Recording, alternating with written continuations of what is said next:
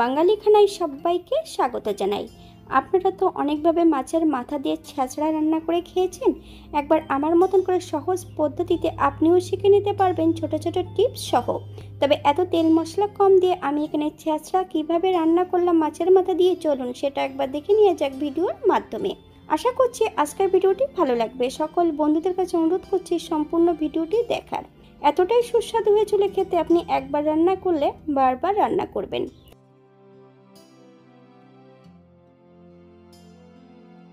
এখানে আমি আগের থেকে বেশ কিছুটা পুঁইশাক আর একটা গোটা মিষ্টি কুমড়া নিয়ে নিয়েছি। এবার অন্য অন্য যে সবজিগুলো আমি অ্যাড করব সেটা কিন্তু আমি পরে দেখিয়ে দেব।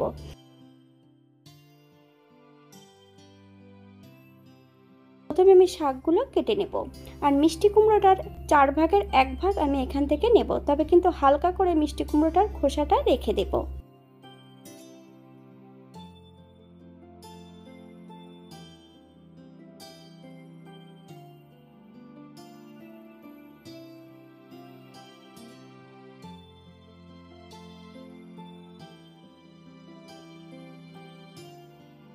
আগের থেকে এখানে আমি একটা কাতলা মাছের মাথা নিয়ে নিয়েছি, ধুয়ে পরিষ্কার করে রেখেছি।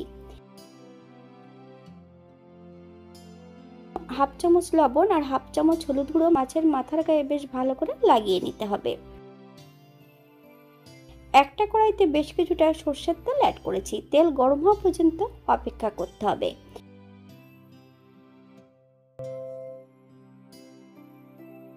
মাছের মাথাটাও বেশ উল্টিয়ে পাল্টিয়ে ভালো করে ভেজে নিতে হবে, তবে আপনারা আপনাদের পছন্দ মতন মাছের মাথাটা ভেজে নিতে পারেন।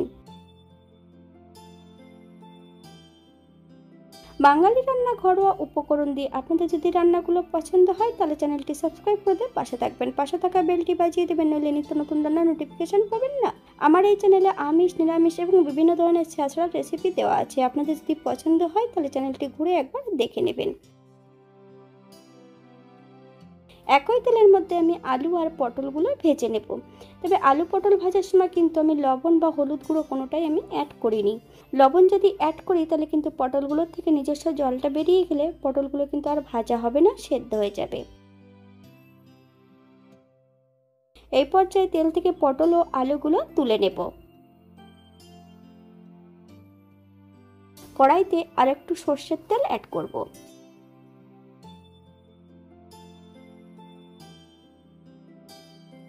ফোড়নে রেখেছি পাঁচফোড়ন। ফোড়ন থেকে সুগন্ধ বেরোলে একটা শুকনো লঙ্কা অ্যাড করব।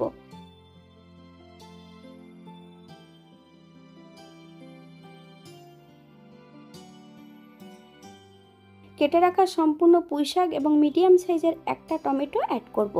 দুটো কাঁচা লঙ্কা ফালি দিয়ে এখানে কিন্তু আমি আগের থেকে অ্যাড করে রেখেছি। হাফ চামচ লবণ, আপনার স্বাদ অনুসারে লবণটা অ্যাড করবেন। শাকগুলোকে হাই ফ্লেমে 5 থেকে 7 মিনিটের জন্য রান্না করে নেব। এই পর্যায়ে 4 থেকে 5 মিনিটের জন্য ঢাকা দিয়ে রেখে দেবো, যাতে শাকগুলো সেদ্ধ হয়ে যায়।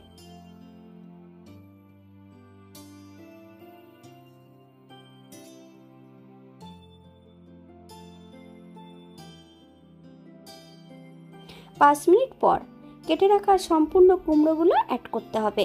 ভেজে রাখা সম্পূর্ণ আলুগুলো 5 থেকে 7 মিনিটের জন্য ঢাকা দিয়ে রেখে দেব, অথবা যতক্ষণ সবজিগুলো সেদ্ধ না হচ্ছে ততক্ষণ মিডিয়াম আঁচে ঢাকা দিয়ে রেখে দেব। সবগুলো অ্যাড করেছিলাম তখন কিন্তু দুটো কাঁচা লঙ্কা ফালি দিয়ে অ্যাড করেছিলাম। আপনারা যদি লঙ্কা পছন্দ করেন তাহলে পরিমাণে বাড়িয়ে দিতে পারেন। 7 মিনিট পর এই পর্যায়ে একবার চেক করে নিতে হবে যে সবজিগুলো সেদ্ধ হয়েছে কিনা।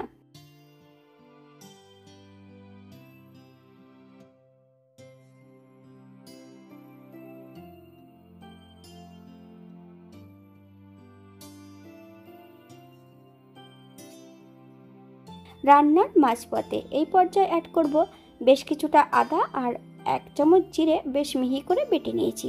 সম্পূর্ণ আদা জিরে বাটাটা অ্যাড করব।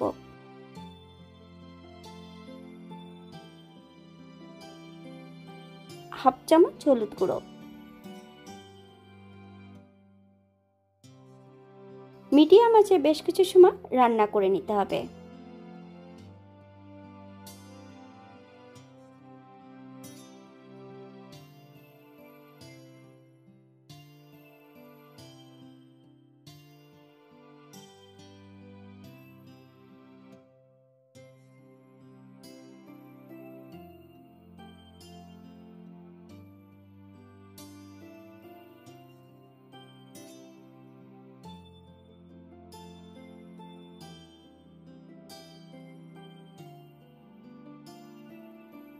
ভেজে রাখা সম্পূর্ণ মাছের মাথা আর পটল অ্যাড করে দেব।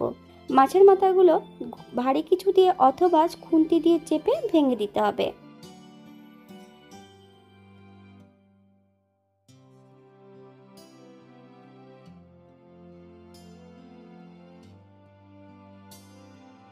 আবারও বেশ কিছু সময় রান্না করে নেব।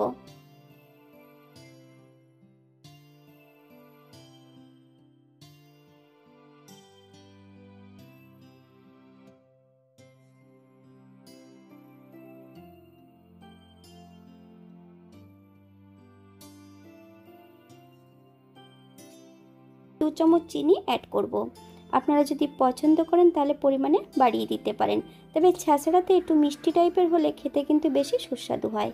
আপনারা আপনাদের পছন্দ মতন চিনিটা অ্যাড করতে পারেন। এই রান্নাটিতে কিন্তু কোনো জল অ্যাড করার প্রয়োজন নেই। এবার চিনির জলেই কিন্তু সম্পূর্ণ রান্নাটা হবে।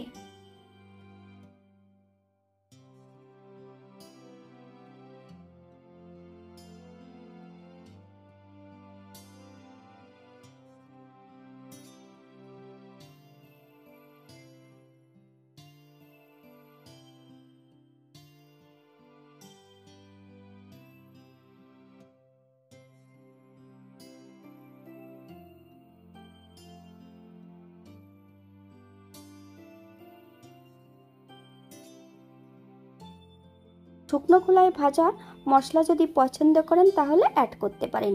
আমি এখানে গ্যাসের ফ্লেমটা অফ করে দিয়ে 5 মিনিটের জন্য স্ট্যান্ডিং টাইম দেব, তারপর সার্ভ করব।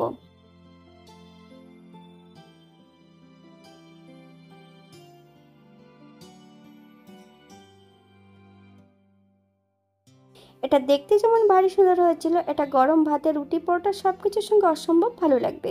আপনারা বাড়িতে একবার একই পদ্ধতিতে বানিয়ে নেবেন।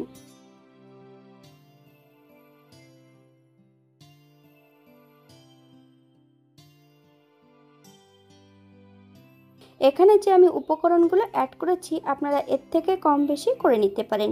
আমি যে সবজিগুলো অ্যাড করেছি আপনারা আপনাদের পছন্দ মতন সবজিগুলো, পেঁয়াজ রসুন যদি আপনারা পছন্দ করেন তাহলে অ্যাড করতে পারেন।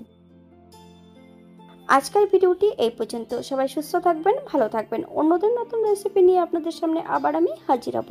নতুন ও পুরনো সকল বন্ধুদের অসংখ্য ধন্যবাদ ভিডিওটি দেখার জন্য। হাতে যদি সময় থাকে তাহলে একটা লাইক, কমেন্ট, শেয়ার করবেন।